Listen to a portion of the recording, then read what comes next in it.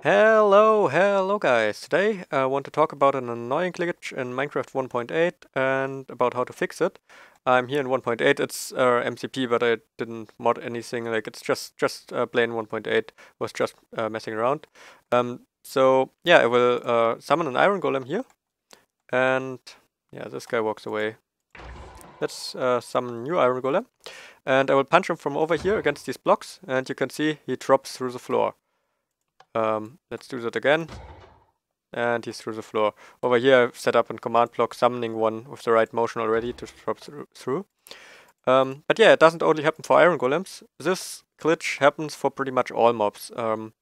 So if I summon a creeper here, or spawn a creeper here and punch him against this block up there, he drops through and yeah, glitches into the floor. Same thing would happen for villagers and whatever mob you can think of. When you when it moves diagonally up against the block, it will drop in the block below. So now the reason for that happening is in the movement code of entities, to be exact, in the part where it moves up half slabs. So yeah, when a creeper wants to move up a half slab, like if we had a creeper on this lapis block and it wants to move one block in this direction, like it wouldn't move one block in one tick usually, unless it was really fast, but it's easier to show if we just say it wants to move one block. So this creeper wants to move from here to over here. Then it will see that it's inside the half slab, so it collided with a block, and will therefore call the code which manages the walking on top of a half slab. And this part of code will at first move the creeper to the position where he wants to walk, and move him up the step height, so the amount of blocks he can walk up at once. For creepers and all normal mobs, that's 0.6. For endermen and horses, that's 1 block. So here he moves up 0.6 blocks, and then it will get the bounding boxes, so the collision things, of all the blocks which collided with the bounding boxes of the creeper here. So all these 6 blocks, but only these 6 blocks. We'll need that later.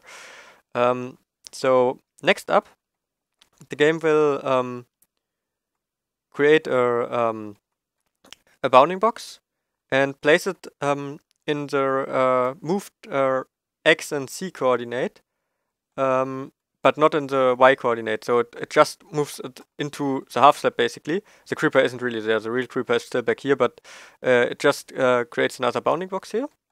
And then moves that bounding box up by 0.6 blocks, so by the step height again, but only if the space on top is free. Like if there was a block, yeah, I can place it here, but if there was a block, then it would bump against the block and not get moved up that high. And you can see here it's a little higher than the half slab, so the bounding box of the creeper is a little on top of the half slab, because yeah, the step height is 0.6, but the half slab is only 0.5.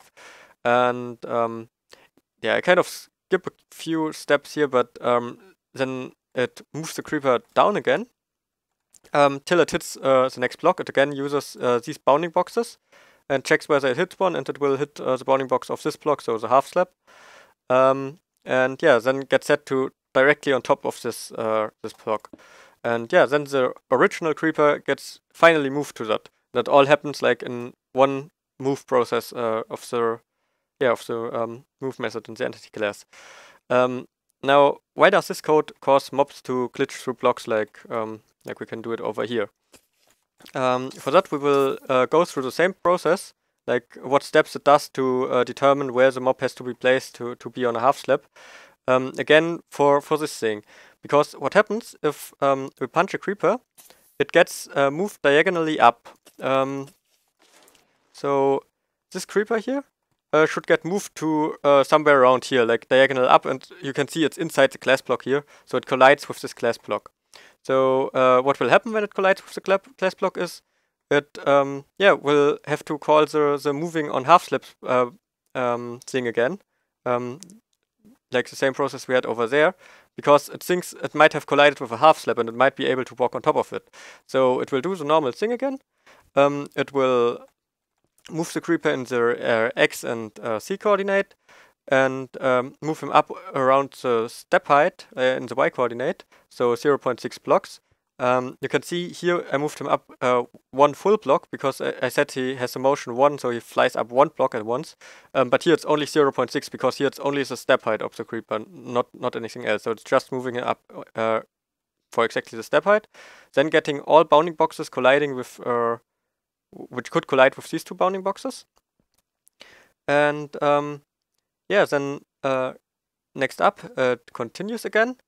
Moves or creates a bounding box which is moved in the X and Z coordinate, then moves it up till it collides with a block or till it reaches the step height. So over here we said it moves up the whole stack height, so step height, sorry, so 0.6, but on this side it can move up the full 0.6 because it collides with this glass block before. You can see the bounding box is perfectly aligned with the glass block up there. And yeah, then in the next step, where it moves the entity down again to bring it on top of the slab, it will move it down till it hits one of these bounding boxes, or move it down by the step height again, like it moved it up over here by the step height, and then over there it will try to move it down by the step height again, if there's no bounding box colliding with it. So over here now, the problem is, when it moves it down, it will use these bounding boxes to check for collisions. But the bounding box of the block down here is not in there, because only these 6 bounding boxes are in there. So this block down here doesn't exist for the game at this point, basically, for this calculation.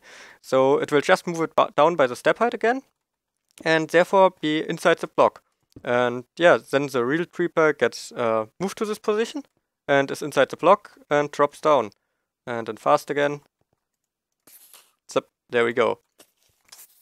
Even if that might not have been perfectly understandable, it's a really annoying bug and not too hard to fix.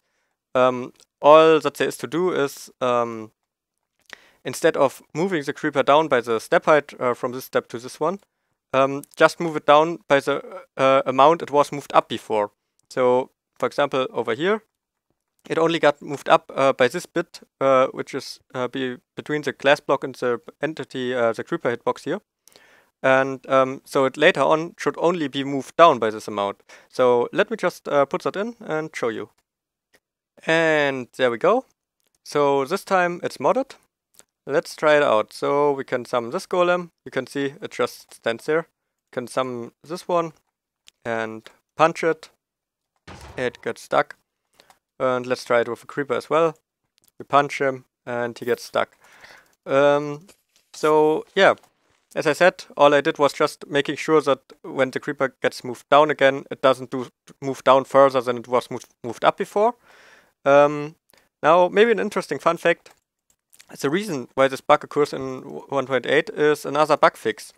You may know, in the past, you weren't able to walk below a 2-block gap if there was a repeater or something like that. In 1.8, you can actually do that, and this bug fix caused the other issue there. So I would say that's it for today.